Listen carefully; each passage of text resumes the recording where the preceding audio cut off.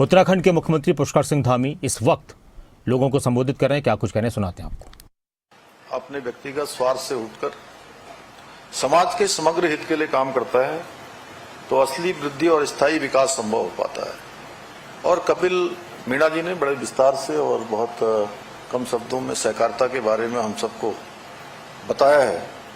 आधुनिक युग में जहां प्रतिस्पर्धा की गति बहुत बढ़ चुकी है, हर क्षेत्र में आज प्रतिस्पर्धा है, हर कोई क्षेत्र इससे अछूता नहीं है, तो ऐसे समय में सहकारिता का महत्व और भी अधिक बढ़ जाता है। इसी उद्देश्य से संयुक्त राष्ट्र संघ ने वर्ष 2025 को अंतर्राष्ट्रीय सहकारिता वर्ष घोषित किया है ताकि वैश्विक सहयोग से इसको बढ़ावा देकर सतत विकास के लक्ष्यों को प्राप्त किया जा सके।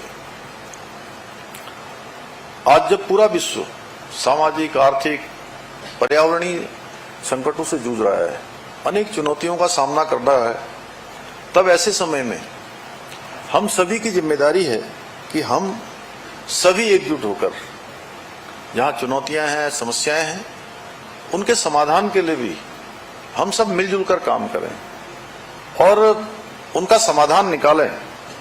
आदरणीय प्रधानमंत्री श्री नरेंद्र मोदी जी के नेतृत्व में वर्ष 2024 में भारत ने वैश्विक सहकारी सम्मेलन का सफल आयोजन किया। उन्होंने उस सम्मेलन में अंतर्राष्ट्रीय सहकारिता वर्ष का शुभारंभ करते हुए कहा था कि सहकारिता भारत की के लिए संस्कृति का आधार और जीवन पद्धति दोनों ही है, क्योंकि भारत में सहकारिता की प्राचीन परंपरा प्राचीन काल से ही चली आ रही है। हमारे शास्त्रों में कहा गया है, संगच्छध्वम संबद्धम संभो मनासी जानताम देवो भागम यथा पूर्वे सज्जानाना उपासते। यानी कि अर्थात हम सभी एक साथ चलें, एक साथ बोलें, हमारे मन एक हों। प्राचीन समय में देवताओं का ऐसा आचरण रहा, इसी कारण वो पूजे जाते रहे, हमेशा वंदनीय है।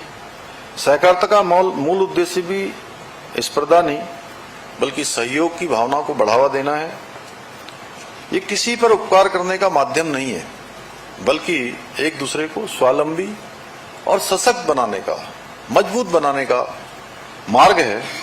इसीलिए इसे सहकार से समृद्धि के स्वप्न को साकार करने के लिए आदरणीय प्रधानमंत्री जी ने ऐतिहासिक कदम उठाते हुए देश में एक अलग सहकारिता मंत्रालय का गठन करने का निर्णय लिया। आज केंद्रीय गृह एवं सहकारिता मंत्री आदरणीय अमित शाह जी के नेतृत्व में ये मंत्रालय सहकारिता आंदोलन को और अधिक मजबूत करने के लिए एक अलग प्रशासनिक, कानूनी और नीतिगत ढांचा तैयार कर रहा है, जिसमें अनेक नवाचार हो रहे हैं, नए नए निर्णय लिए जा रहे हैं। ये मंत्रालय सहकारी समितियों के कारोबार में सुगमता के लिए प्रक्रियाओं को कारगर बनाने, बहुराज्य सहकारी समितियों के विकास को सक्षम बनाने और मजबूत बनाने की दिशा में तेजी से काम कर रहा है।